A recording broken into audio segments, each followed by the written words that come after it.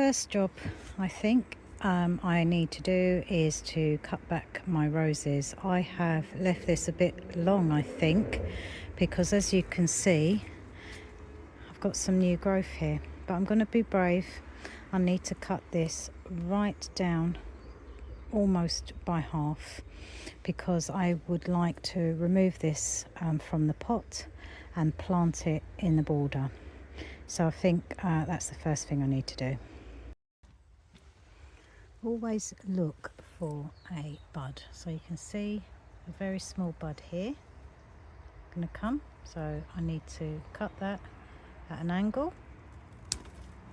Now this bud here will grow this way out, so towards me. Now for those of you who have never propagated roses, really simple. If I was to take this at the lower bud somewhere, find the bud, cut and then pop it straight in the ground, trim it all back, it's as simple as that. Propagating roses is very easy.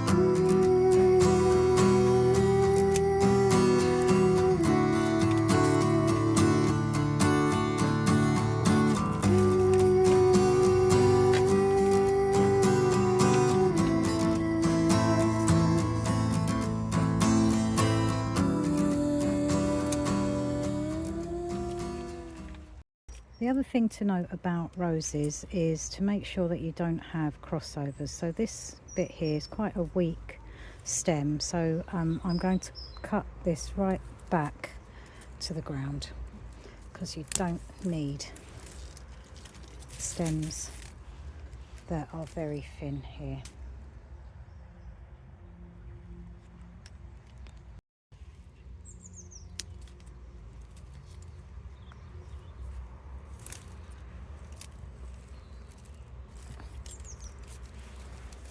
Also cut back dying areas or dying stems here, so that's dead. Cut that away.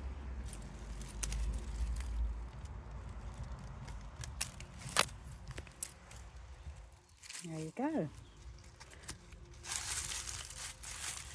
So I'm going to remove this from its pot and prepare the planting hole where I would like this to go. So this is where I'm going to move the rose. I do have the Olivia Austin rose here, and it's exactly the same as the other one, so I'd like this to be a big impactful area of just Olivia Austin rose. It's a beautiful shrub rose, one of my favourites. I think it's going to do really well here, so I need to dig the hole and then put lots of organic matter. I'm going to use really well rotted farmyard manure, cover this whole area, and I'm sure it's going to look fabulous in the summer. Next door I do have another rose, Gentle Hermione, another David Austin rose, which I'm going to cut back hard as well, because I moved this one here last summer, and I can see bits of dead wood, lots of lovely new growth as well, so I need to cut the really long stems down so that it's a more attractive shape.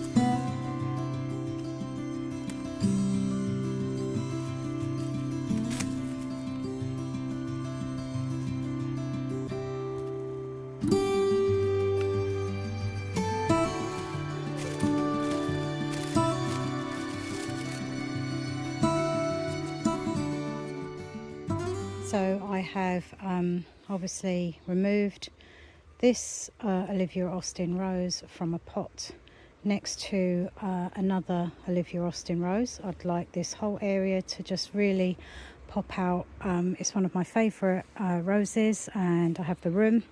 Hopefully they're far enough apart that they'll thrive. I have put compost in, multi-purpose compost, and some well rotted manure. I've cut everything back. I've also cut any dead wood, any crossing wood from the plants, so nothing rubs. I did leave one long stem here, and it is very close to the other, but what I'm going to do is put a stake there and try and prise them apart over time, and hopefully that will be okay. When buying roses, it's really good to try and find roses with at least 3 to 4 very strong stems. That's a good starting point for a rose. I've also mulched this one. It's a David Austin Gentle Hermione. I had to cut back some of the clematis that I have growing here as well, just to shapen everything up. I've also cut back this rose here. This is a Rachel's Joy by Peter Beals, beautiful rose. I've taken away all the debris, dead leaves, dead sticks, anything disease looking, so anything with spots. Didn't have many, but it's always important to just remove all the dead leaves, stalks, stems, everything. Again, the back one I have also mulched with well rotted manure, cut it back. That's a Mary Delaney at the back. And then also this one here, which is another David Austin. And I have a Gertrude Jekyll at the back as well, David Austin.